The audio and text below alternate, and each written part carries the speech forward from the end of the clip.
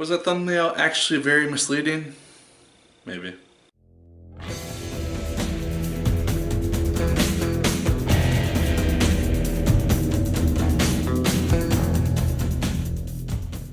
Hello once again, watchers of good movies. My name is Nick Pell and this is once again coming from my apartment. Now today we are going to be talking about the film The Angry Birds movie. I had very low expectations going into this thing, to be frankly honest. This is a movie based on a mobile game, which I've admittedly played a fair amount. Not in recent times, but yeah, I played it when it first came out. I enjoyed it for what it was. I never thought it'd be made into a movie. But this is what we have, and this is what we're going to talk about. The movie focuses on Red, the main red bird that you start out with in the game. And he's voiced by Jason Sudeikis, and I enjoyed his character. I thought that they introduced him quite well, because he starts out as kind of a dick, but then you see why he's the dick, and you see that he's been shut out from society just because of his eyebrows, and because he gets angry really easily.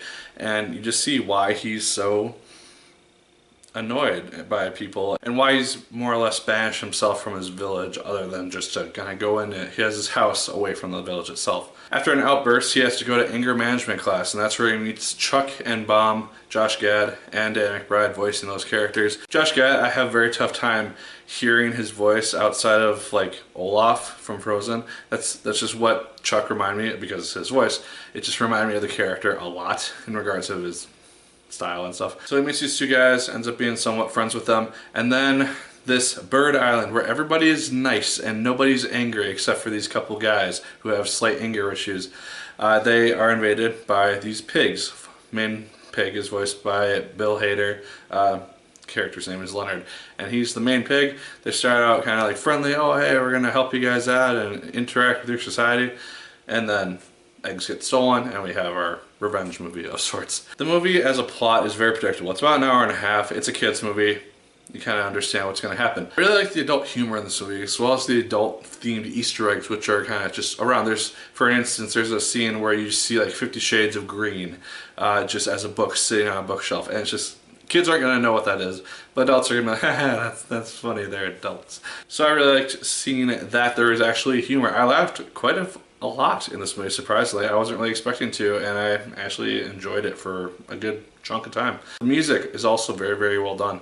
The opening theme to this movie I really liked, because it really set a really cool tone for the story, and I just really liked both the beginning and ending themes, because it just felt very cool, and I really liked how it came together. Also, animation looks very, very good. I can't really criticize animation too much, because it all looks just really well done, and yeah, look good. The main reason why I found myself really liking this movie is because of the characters. Red as the main star, he's a very interesting character because you see kind of where he's coming from, and he's the only person who's not like swept off his feet by the pigs that come into play here. All the characters are very unique and they have their own style and they're interesting, and I really like seeing them on screen. They interacted really well. I thought it worked really nicely chemistry wise.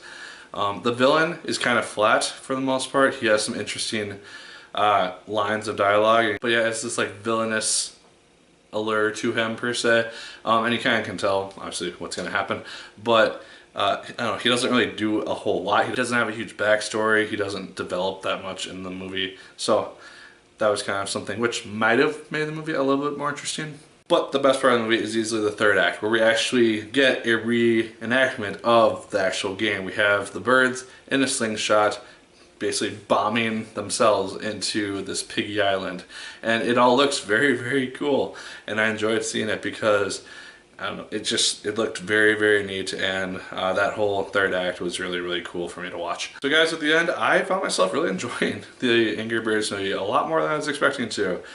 Is it a kids movie? Is it very predictable? Yes, it very much is, and some people are probably going to be bored with it, but I found myself surprisingly really, really enjoying the movie, and so yeah, those are my thoughts on it. Let me know in the comments down below. Did you like it as much as I did? Did you hate it more than I did? Let me know. Like, favorite, comment, and subscribe once again if you so choose. I appreciate it immensely. And as always, for people, my name is Nick Pell. And once again, keep on watching.